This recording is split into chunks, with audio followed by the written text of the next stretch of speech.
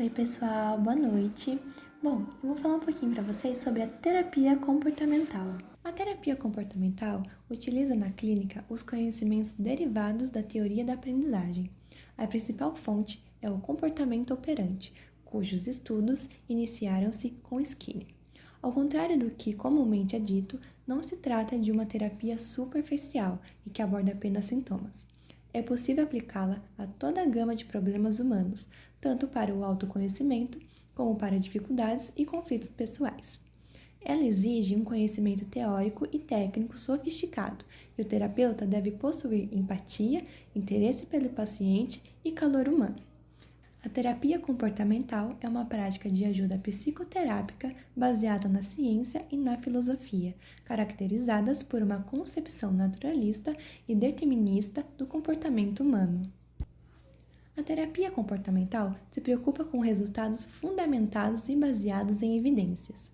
A pesquisa em psicoterapia visa a compreender os mecanismos e processos por meio dos quais o tratamento acontece e seu impacto na modificação do desempenho não adaptado. O clínico, entre outras funções, auxilia com suas análises na construção de um novo repertório ou no fortalecimento do repertório existente. Os principais fundamentos teóricos da terapia comportamental são o condicionamento respondente, o reflexo condicionado de Pavlov, o comportamento operante, a aprendizagem social e a abordagem clínica. Essas análises da terapia comportamental são feitas dentro da tríplice contingência, onde avalia minuciosamente o que antecede o comportamento analisado e quais suas consequências. Partindo dessa análise, pode-se identificar os reforçadores e traçar estratégias de extinção, manutenção ou implementação de um novo repertório comportamental. Condicionamento respondente, o reflexo condicionado de Pavlov. O reflexo condicionado é a preparação do organismo para reagir a um ambiente ao qual apenas o indivíduo é exposto. Existem 3 tipos de condicionamento. O primeiro é condicionar o novo estímulo a uma resposta antiga, ou seja, substituir o estímulo antigo para o novo. Segundo, mudar as características do estímulo. Existem alguns estímulos que são essenciais ao funcionamento do organismo, não podendo ser substituídos e necessitando, portanto, de modificação. E o terceiro é condicionar uma nova resposta a um estímulo antigo, que para quebrar-se um hábito, o outro deve ser conectado ao estímulo, constituindo o contracondicionamento, podendo introduzir o estímulo gradualmente ou apresentar o estímulo com intensidade total, impedindo que a resposta antiga ocorra. E para um entendimento melhor, exibirei um vídeo para que vocês possam ver como funciona. O termo reflexo tem vários significados. Pode ser a imagem de alguém ou qualquer outra coisa refletida, por exemplo, um espelho. Pode ser algo que evidencia uma outra coisa, ou pode ser ainda uma resposta involuntária e previsível perante um estímulo. E é este último que nos interessa. Os reflexos são ativados automaticamente e têm como função manter o funcionamento do nosso organismo, permitindo a nossa sobrevivência. Nossa e de outras espécies também, porque os reflexos existem em todos os organismos. A este tipo de reflexos, chamados de inatos, eles são uma forma de resposta que não pressupõe aprendizagem e já nascem conosco, e existem em todos os sistemas orgânicos, como, por exemplo, o nervoso, muscular, respiratório, digestivo e entre outros. Como, por exemplo, a tosse, o vômito, os espirros e a salivação. E é aqui que chegamos a Ivan Pavlov. Este fisiologista russo interessou-se por estudar diferentes temas, entre eles as secreções gástricas e digestão. Nos seus estudos de laboratório com cães, ele constatou algo que o deixou intrigado. Os cães salivavam não só na presença do alimento, o que seria um reflexo inato, mas também perante os tratadores, que os alimentavam simplesmente de ouvirem o som dos passos dos tratadores. Salivar por ouvir os passos dos tratadores, ou unicamente por estarem perante os mesmos, não é um reflexo inato. Então, o que é? Para tentar descobrir, Pavlov resolveu estudar este assunto mais a fundo. Na célebre experiência de Pavlov com os cães, era medida a quantidade de líquido que as glândulas salivares dos animais segregavam. Nessa experiência, primeiro era apresentada aos cães a comida. Seria de se esperar a resposta do estímulo, foi a salivação. Depois foi acrescentado um estímulo neutro, o som de uma campainha. Este estímulo era neutro porque inicialmente não desencadeava nenhuma resposta de observação nos animais. Portanto, começaram a tocar a campainha, logo em seguida davam alimento aos cães e com isso os cães salivavam. Essa situação foi repetida várias vezes. Após estarem algum tempo a fazer essa associação, verificaram que os cães salivavam perante ao toque da campainha, mesmo sem a presença da comida. A campainha desencadeava agora nos cães a mesma resposta que a própria comida. Pavlov chamou isso de reflexo condicionado, por oposição ao reflexo inato. O reflexo condicionado exige sempre aprendizagem prévia. No caso dos cães, inicialmente a campainha não significava comida, mas quando foi associada à alimentação, passou a desencadear a mesma resposta, a salivação. E mais do que isso, os cães continuavam a exibir a resposta de salivação mesmo quando os tratadores usavam campainhas com sons diferentes e até mesmo com uma sirene. Assim, verificou-se também o que denominaram de generalização do estímulo, ou seja, a resposta continuava a existir mesmo perante estímulos diferentes. Por outro lado, também foi possível extinguir esta associação, ou seja, os cães deixaram de salivar perante o som. Para isso, bastou fazer soar a campainha repetidas vezes sem apresentar seguidamente a comida. À medida que a associação ia desaparecendo, os cães foram salivando cada vez menos, até deixarem de salivar por completo e quando ouviam o som da campainha. Essa grande descoberta, que aconteceu quase por acaso, deu a Pavlov um lugar de destaque na história da psicologia e é conhecida por condicionamento clássico. Essa é uma forma de aprendizagem que acontece frequentemente no nosso cotidiano. São inúmeros estímulos que servem de sinais para outros estímulos. Por exemplo, certos sons que ouvimos em filme fazem-nos esperar certos tipos de cena. Quando a campainha da nossa casa toca, abrimos e esperamos encontrar alguém. No metrô, nem precisamos olhar para as portas para sabermos que elas vão se fechar, porque ouvimos um som que para nós é característico. E por aí adiante. Então, eu vou falar sobre o comportamento operante e também sobre o comportamento observacional, ou também pode ser chamado de aprendizagem social cognitiva. Vamos começar pelo comportamento operante. O comportamento operante, ele sempre vai ser a resposta dependendo da sua consequência para aumentar sua frequência ou diminuir sua frequência através do reforçamento ou punição. O comportamento, ele geralmente é uma no comportamento operante, ele geralmente é uma ação voluntária. Ou seja, não é como você salivar porque caiu uma gota de limão na sua língua, que aí seria um comportamento reflexo. Não, o comportamento operante é tipo você contar uma piada, dependendo do contexto, ou seja, se você estiver com amigos e eles rirem, aí reforçaria você a repetir essa ação naquele contexto. Isso é dado como um comportamento operante.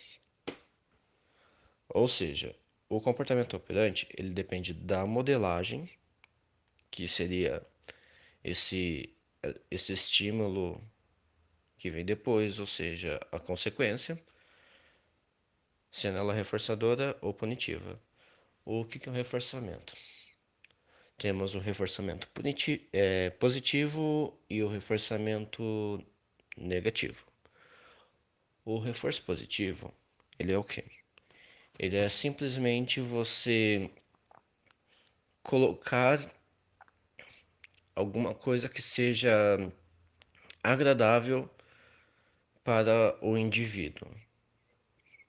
No caso do reforço negativo, é você retirar algum estímulo aversivo para que essa resposta tenha mais frequência de acontecer em tal contexto. A punição, ela tem umas diferenças, mas segue o mesmo conceito do positivo e do negativo. Que no caso seria a punição positiva seria você colocar um estímulo aversivo para diminuir a frequência de tal resposta. A punição negativa é você retirar algum estímulo que seria positivo ou agradável para o indivíduo. Por exemplo,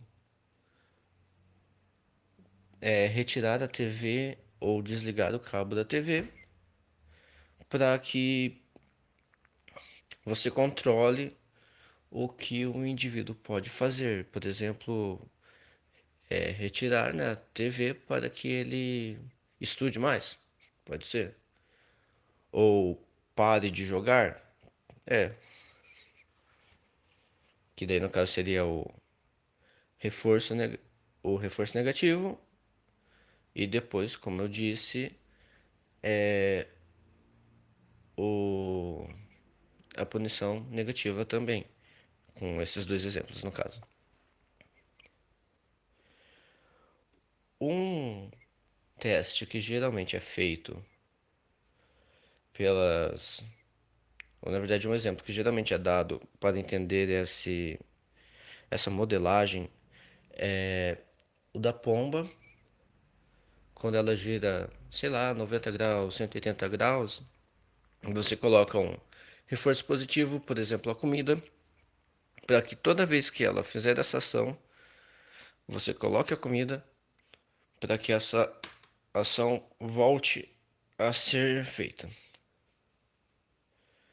Agora vamos falar sobre a aprendizagem social cognitiva ou a teoria observacional de Albert Bandura.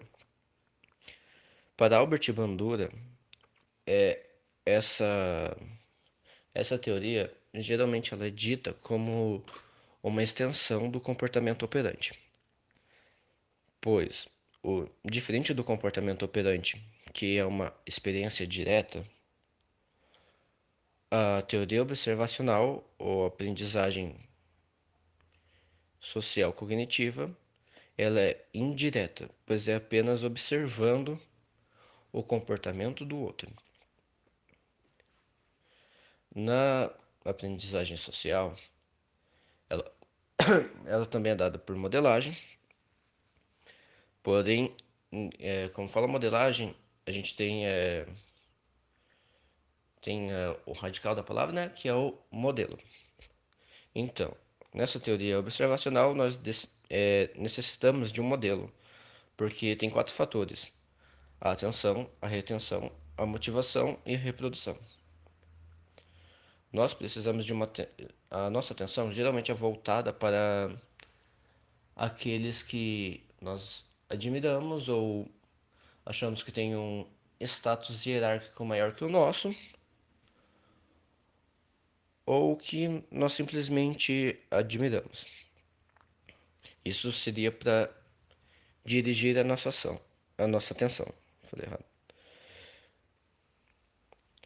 Depois, toda a informação que a gente vê essa pessoa fazendo fica retida na nossa memória.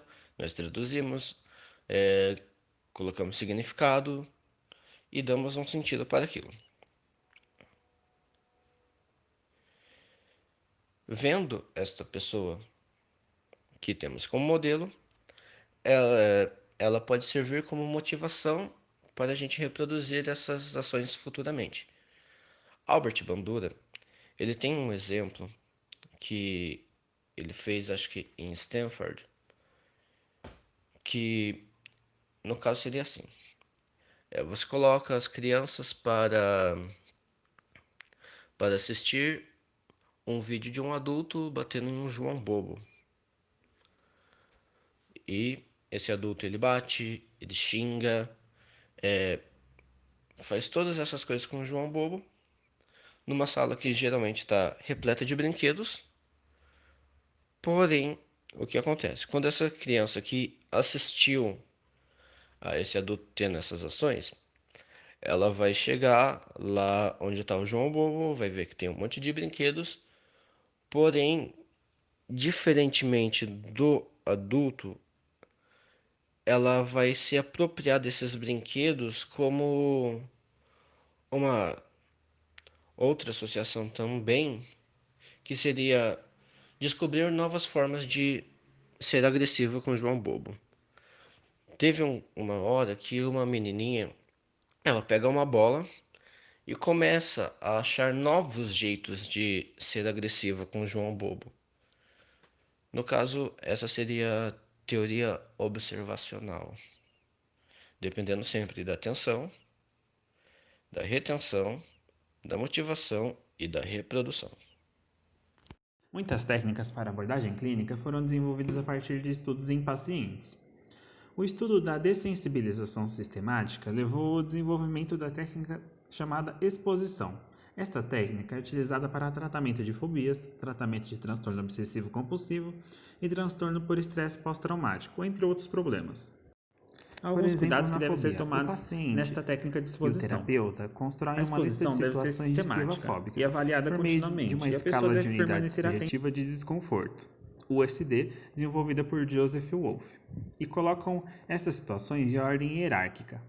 A técnica de exposição consiste em colocar o paciente em contato direto com a situação ou com o evento ansiogênico, que no caso é um evento capaz de produzir ansiedade neste indivíduo. O paciente é exposto por um período prolongado, até que a ansiedade chegue a seu máximo e decline totalmente. E a cada situação de exposição, o paciente vai se habituando e nas exposições seguintes passa-se a um desencadeamento de nível de ansiedade menor. Quando uma situação não inicia mais ansiedade, parte-se para o próximo passo da hierarquia. Isto chama-se habituação. Alguns cuidados que devem ser tomados nesta técnica de exposição. A exposição deve ser sistemática e avaliada continuamente, e a pessoa deve permanecer atenta à situação, sendo que a exposição é gradual e mediatizada. Há a técnica também de treino de habilidades sociais. O treino de habilidades sociais tem imensa aplicação. Ela pode melhorar a qualidade de vida de pacientes com esquizofrenia ou transtornos graves. O treino de autoafirmação trabalha a dificuldade de ser assertivo, um dos problemas mais encontrados em terapia. E tem uma aplicação também no treinamento de terapeutas, ajudando a desenvolver a característica mais importante para a eficácia terapêutica, a empatia. Mas para pacientes com esquizofrenia ou psicoses graves, pode ser necessário que eles aprendam habilidades sociais básicas, como cumprimentar uma pessoa, iniciar uma conversação, fazer um convite para sair, comprar pão, ir no mercado, ou saber o que fazer quando alguém mexe em suas coisas. Dificuldades são explicadas passo a passo e treinadas por meio de exercícios dramáticos. Por exemplo, ao treino, aprender a cumprimentar. Cada passo é escrito para que o seja seguido. Por exemplo, 1. Olhe para a pessoa. 2. Sorria. 3. Diga bom dia. 4. Sorria. É um treino simples, porém ajuda a desenvolver essas habilidades básicas necessárias.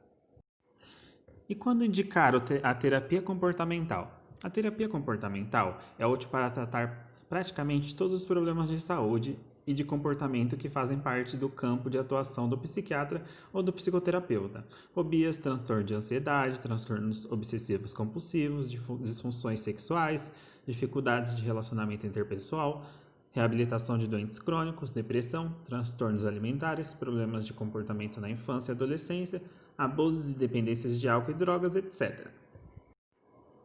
A terapia comportamental também pode ser indicada para autoconhecimento. O terapeuta auxilia o paciente a explicitar as variáveis que influenciam seu comportamento, podendo a partir disso auxiliar a pessoa a modificar seu ambiente para que possam ocorrer mudanças no seu comportamento, o que denominamos autocontrole. A aplicação dos princípios comportamentais na medicina tem grande importância para a saúde em geral, por exemplo, na promoção de tratamentos e prevenções de doenças. Diversos problemas de saúde são frutos de comportamentos inadequados, como obesidade, a dependência de drogas, acidentes automobilísticos, etc. Modificar um comportamento pode trazer um grande impacto na saúde do indivíduo. Ainda que um comportamento pode apresentar muitas variáveis, faz parte do estudo da terapia comportamental, do campo comportamental, identificar essas variáveis para que consiga fazer a manutenção desse comportamento. Boa noite, eu vou falar como trabalha o terapeuta na linha comportamental e terapias cognitivas. Na linha comportamental, o primeiro passo é o bom relacionamento com o paciente, por meio da empatia, do interesse, do calor humano e de outras qualidades do bom psicoterapeuta, que seria a coleta de informações por meio da anamnese, do uso de diários de escala, de instrumentos diagnósticos e da observação que permite conhecer a pessoa e seus problemas. A análise fundamental, ela é a ferramenta para a coleta de informações e para conhecimento da relação entre a pessoa e seu ambiente. Por meio dela, procura-se estabelecer todas as relações de contingência que afetam a pessoa. Procura-se descrever operacionalmente o problema, detalhando os estímulos desencadeantes, os comportamentos envolvidos e as suas consequências. Vou dar um exemplo. Uma pessoa está no supermercado. Por algum motivo, ela sofre uma crise de pânico. O que ocorre? A pessoa começa a sentir falta de ar, taquicardia e pensa que vai morrer. Pede para chamar sua esposa, que está em casa. Ela deixa todos os seus afazeres e vai até o supermercado buscar o esposo. Outra vez que essa pessoa quiser ir ao supermercado, ela vai sempre pedir que essa esposa vá. O terapeuta comportamental enfatiza a seguinte situação: mudança manifesta como principal critério para avaliar o tratamento. Determinantes atuais do comportamento em vez de determinantes históricos. Especificação do tratamento e termos objetivos. Terapias cognitivas. Diversos terapeutas pesquisadores contribuíram para formar esse grupo de terapias.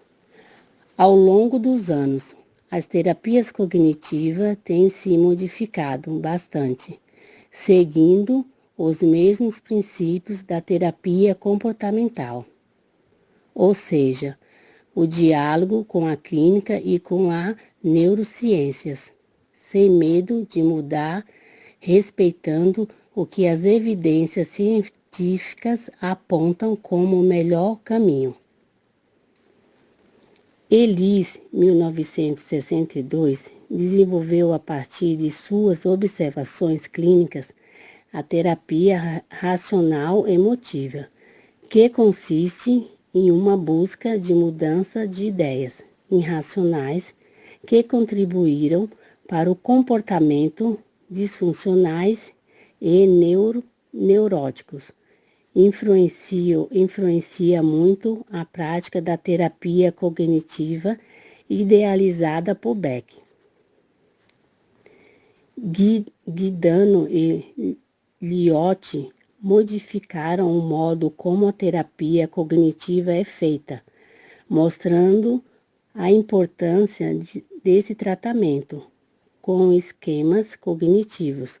Abriram a porta com a clínica e com as neurociências, sem medo de mudar, respeitando o que as evidências científicas apontam como o melhor caminho.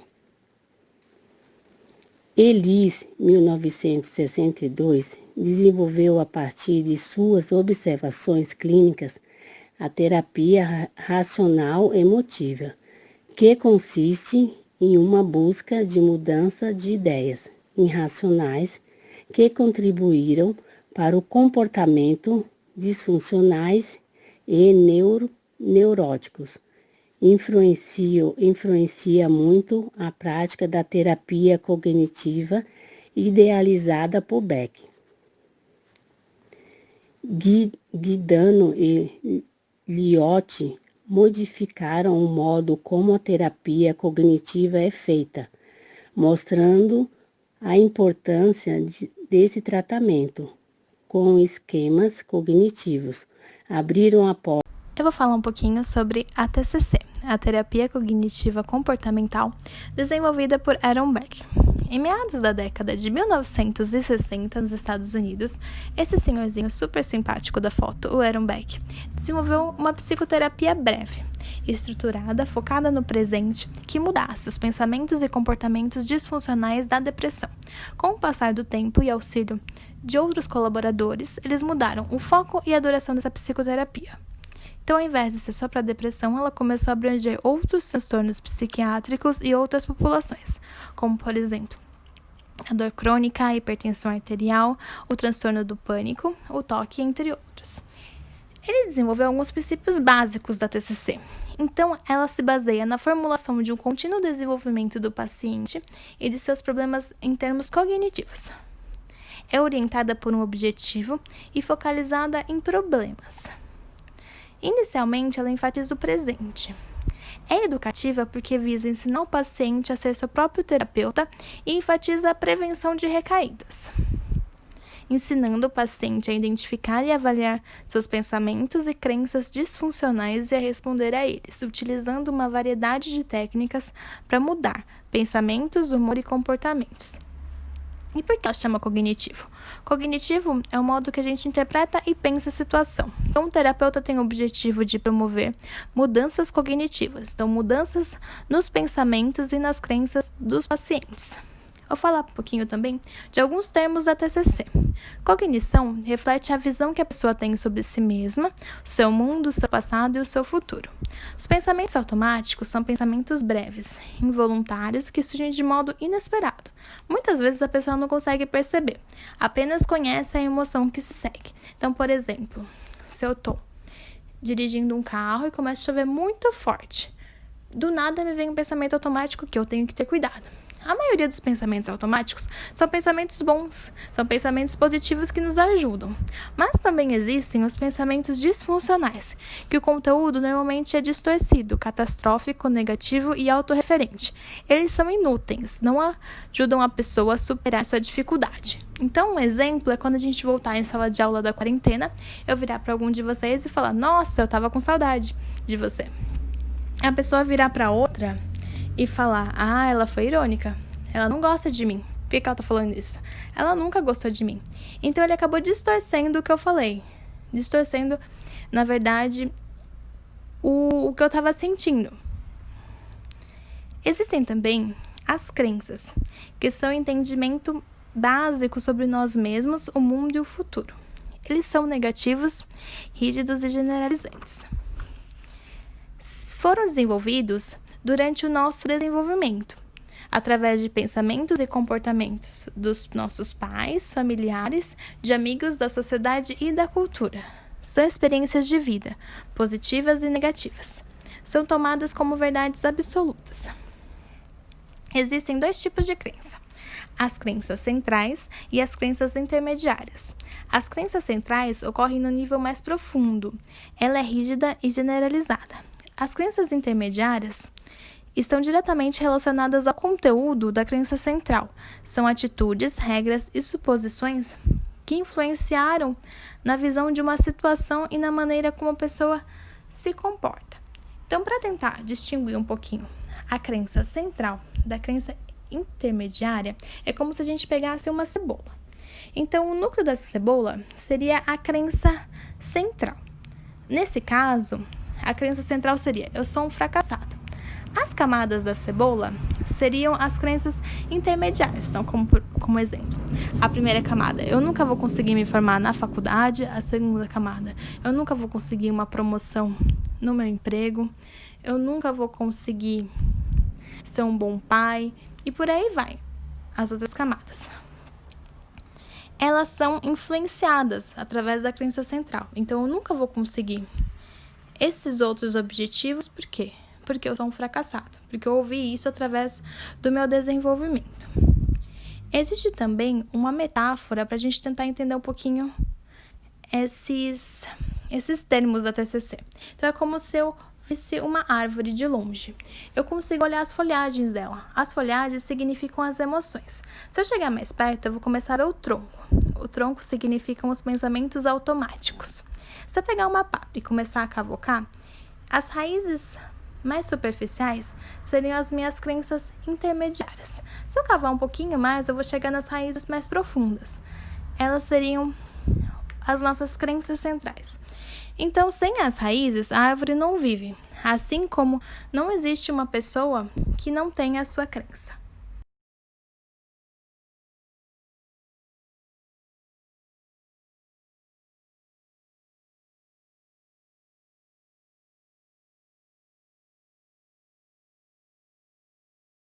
TCC, Terapia Cognitivo-Comportamental.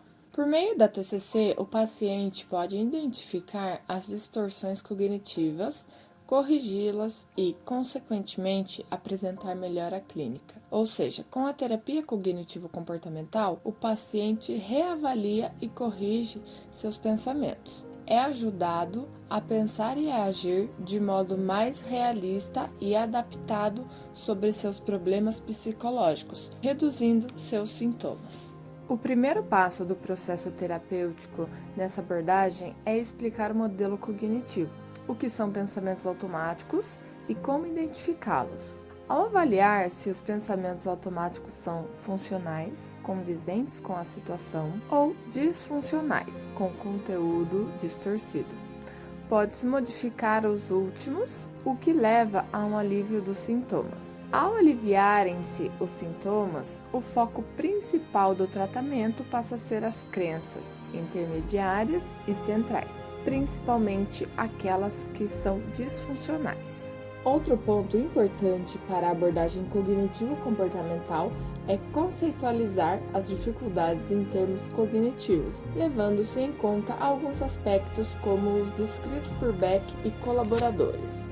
Dados relevantes da infância, problemas da vida atual, crenças centrais, crenças e regras condicionais, estratégias compensatórias, situações vulneráveis, pensamentos automáticos, emoções, comportamentos e integração de todos os outros itens, em que o terapeuta monta uma história sobre o paciente baseado em todas as informações levantadas. Para isso, é essencial que se realize uma boa entrevista para abordar esses aspectos.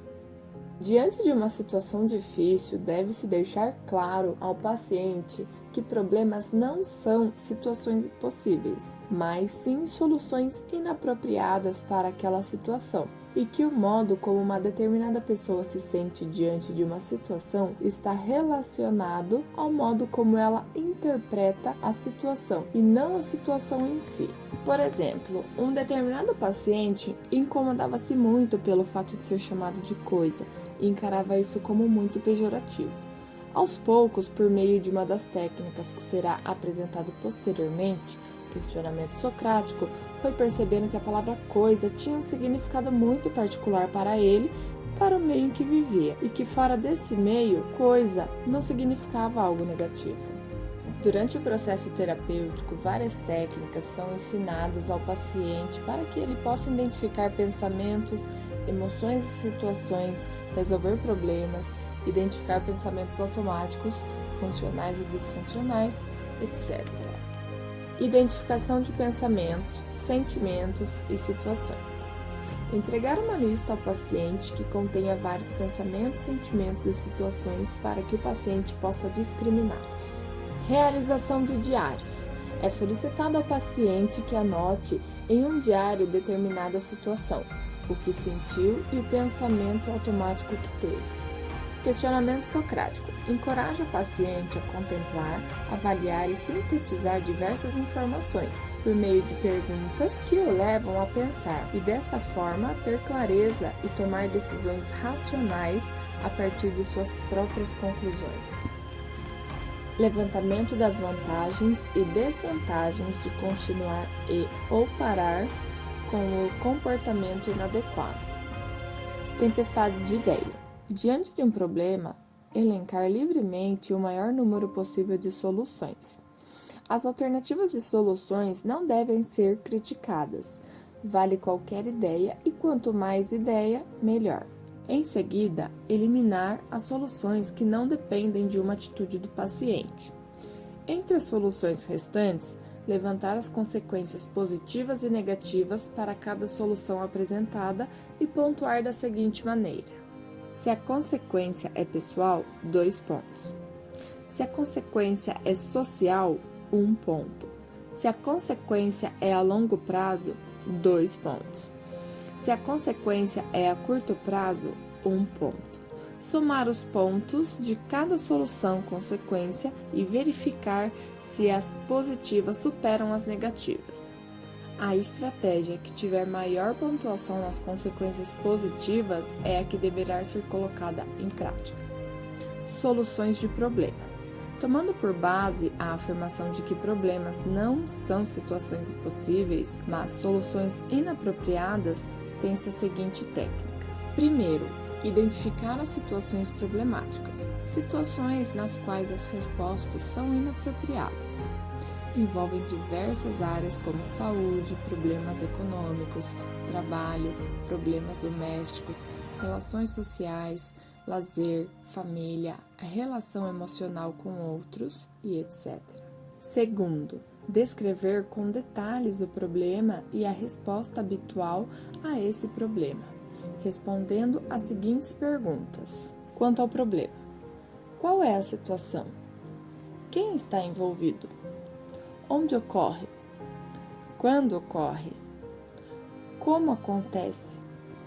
Por que acontece? Quanto à resposta: qual é a resposta? Onde você está? Quando acontece? Como se sente? Por que ocorre essa resposta? O que você quer? Após responder às perguntas, montar as seguintes frases. Algumas frases ficam sem sentido, outras não. Dentre as que formam um sentido, montar um objetivo alternativo.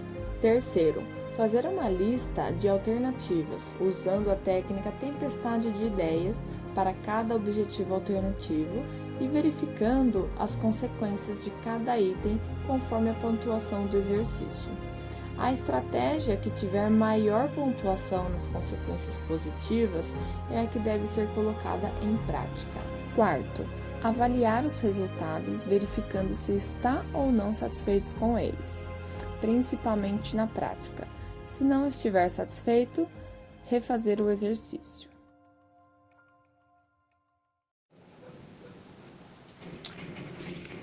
Boa noite, vou falar sobre a terapia comportamental cognitiva em grupo e evidência de eficácia. O trabalho em grupo ele é utilizado quando se está em instituições, nas quais existe uma demanda muito grande de atendimento e poucos profissionais para realizá-los. É necessário que o profissional que utiliza essa abordagem tenha conhecimento específico e bases teóricas sobre o processo grupal. Em termos de pressupostos teóricos iniciais, pode-se dizer que tem o mesmo objetivo que a terapia individual, que é a remissão de sintomas dos pacientes e que eles aprendam a manejar seus pensamentos, seus próprios sentimentos e comportamento. No entanto, existem algumas características específicas que estão relacionadas diretamente com os fatores da terapia, das intervenções em grupo, como, por exemplo, a possibilidade do paciente de instalar mais rapidamente a esperança e desenvolver a coesão grupal e ter uma visão mais normalizada do seu próprio transtorno e da sua dificuldade, uma vez que ele tem a oportunidade de ver como as outras pessoas enfrentam os sintomas e as dificuldades. Essa é uma diferença da TCCG para a TCC individual. Também é ideal que se o trabalho com pelo menos 2 terapeutas, no caso assim, de 2 até 3 terapeutas, que é o terapeuta principal, o coterapeuta, que no caso o coterapeuta, a função dele é como se ele fosse um segundo par de olhos e par de ouvidos, e também o objetivador. Porque o objetivador, na maioria das vezes, são os profissionais que estão no início de carreira, que eles têm assim como eles ficam fazendo as anotações, eles não podem intervir, mas eles podem estar preparando essas terapias, essas sessões de terapia, né? E no grupo, ele pode estar ajudando a organizar tudo. Então, a terapia em grupo, no caso, ela tem algumas modalidades específicas. Ela vai depender muito do transtorno. Dependendo muito do transtorno, pode-se trabalhar em grupo grande, mas dependendo de outros transtornos, ele tem que ser em menor grupo. A TCCG, ela preconiza uma intervenção baseada em um programa, em um foco. Ela vai se diferenciar pelo fato das modalidades. Tem algumas que é mais comumente, sabe? Que são as de apoio, as de psicoeducação, a de orientação e treinamento e a terapia em si. Ao longo desses anos, novos formatos de intervenção foram desenvolvidos e novas avaliações realizadas, confirmando a elevada eficácia dos grupos. Algumas indicações de terapia cognitiva comportamental com evidência de eficácia são elas os sintomas de esquizofrenia, insônia, transtorno de personalidade, a borderline, conflitos familiares, o tabagismo, a obesidade, transtorno do pânico, a depressão, a fobia, o transtorno obsessivo compulsivo, tics, disfunção sexual, bulimia nervosa, transtorno de estresse pós-traumáticas, abusos sexuais, dependente de drogas, problemas de saúde relacionados a comportamento, ansiedade generalizada, transtorno bipolar e outros vários. A terapia cognitiva comportamental está à procura, está assim, em constante diálogo com as neurociências. Progressos recentes permitem entender melhor a fisiopatogenia de transtornos mentais. Começa a se estudar como as psicoterapias atuam no cérebro. Isso, sem dúvida, fará aperfeiçoamento de técnicas e benefício aos pacientes. Boa noite, pessoal. Ainda falando sobre a cognitivo-comportamental, eu vou citar alguns casos no qual ela é indicada e algumas evidências também.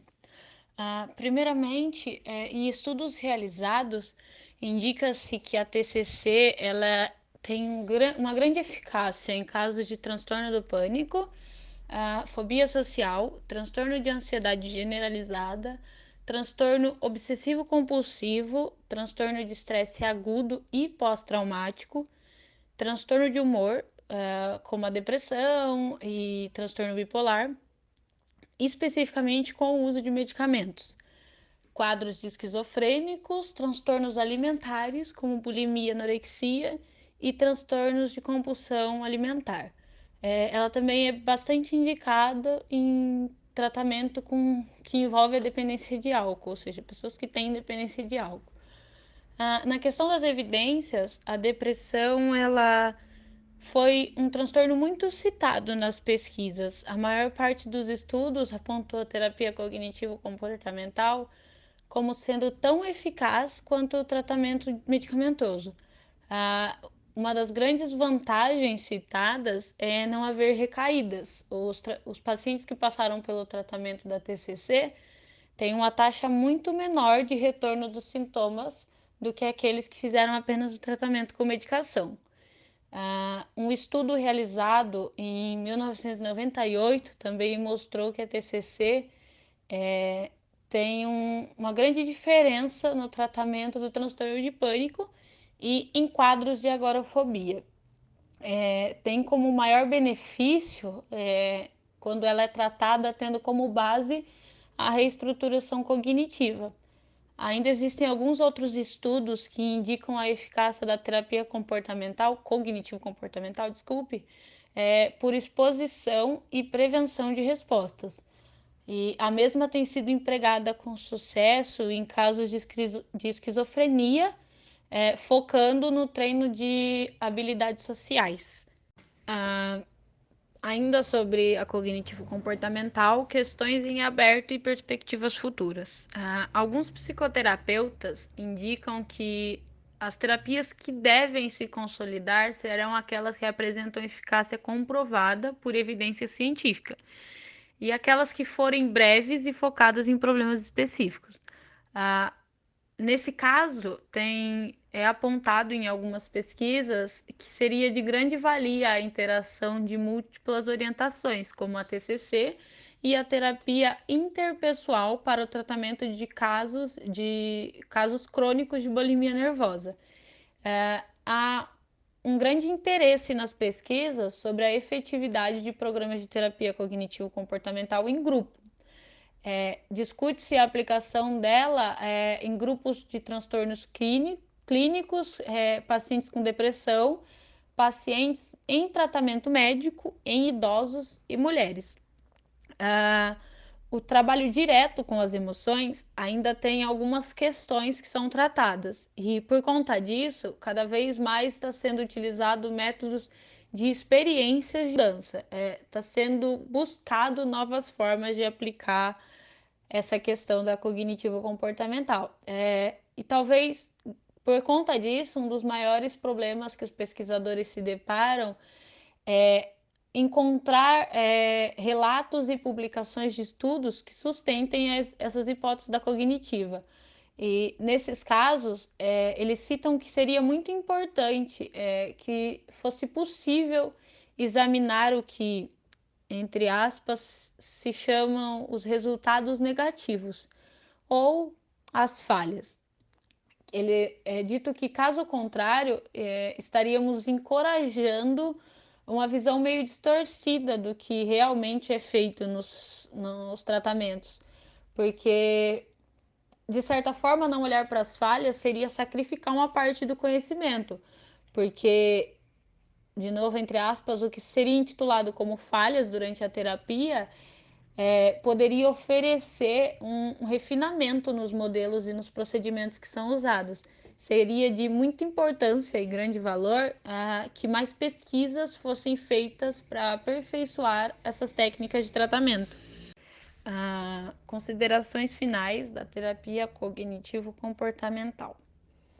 A TCC é marcada pela busca de validação e essa validação ela se dá por meio de pesquisas, teorias e técnicas. Como em qualquer outro modelo, a terapia o sucesso da terapia ela depende da capacidade do terapeuta de compreender o funcionamento do cognitivo do paciente. A partir disso, ele pode selecionar os métodos mais indicados para a resolução daquele problema que é apresentado. O domínio da terapia e da teoria, das técnicas, da forma de aplicação é essencial para que o terapeuta consiga estabelecer uma relação com o paciente e que isso possa permitir ao paciente que ele mesmo desenvolva a capacidade de usar os recursos que ele vai aprender ao longo das sessões de terapia e que ele aprenda a aplicar isso na sua vida. Sendo assim, é importante citar que a terapia cognitiva ela pode ser usada em pacientes de diversas idades, podendo ser realizada tanto para terapias individuais como para trabalhos em grupo. Pode ser também aplicada com indivíduos de diferentes níveis educacionais, econômicos e culturais. Isso permite que o modelo seja útil, não apenas para aqueles que atuam na clínica privada, mas também para outras áreas de trabalho da terapia, incluindo populações de baixa renda. Então, ela tem um mercado muito vasto de aplicação e isso acaba sendo extremamente útil. O que permanece como ponto comum no tratamento para todos os transtornos é a identificação e a modificação dos pensamentos e crenças distorcidas. Porque essas crenças elas afetam diretamente o humor do paciente e logo afetam o comportamento do indivíduo. Portanto, é importante ressaltar que terapeutas da cognitivo devem estar preparados e saber estabelecer relações interativas que possibilitem ao paciente explorar. Ou seja, é importante que o terapeuta da cognitivo-comportamental ele tenha consciência de que ele precisa expor ao seu paciente e ensinar, de certa forma, oferecer a ele as possibilidades de que ele mesmo questione o seu meio e que ele mesmo interprete e assim ele mude as suas ações perante a realidade que ele tem. Então, de certa forma, é importante citar que a cognitiva ela tem esse amplo mercado e ela é focada nessa modificação do pensamento do indivíduo, e isso é extremamente essencial para essa teoria. Bom, eu acho que é isso. Acho que isso finaliza o trabalho. Se alguém tiver alguma dúvida, por favor, fiquem à vontade. Espero que tenha ficado claro a apresentação.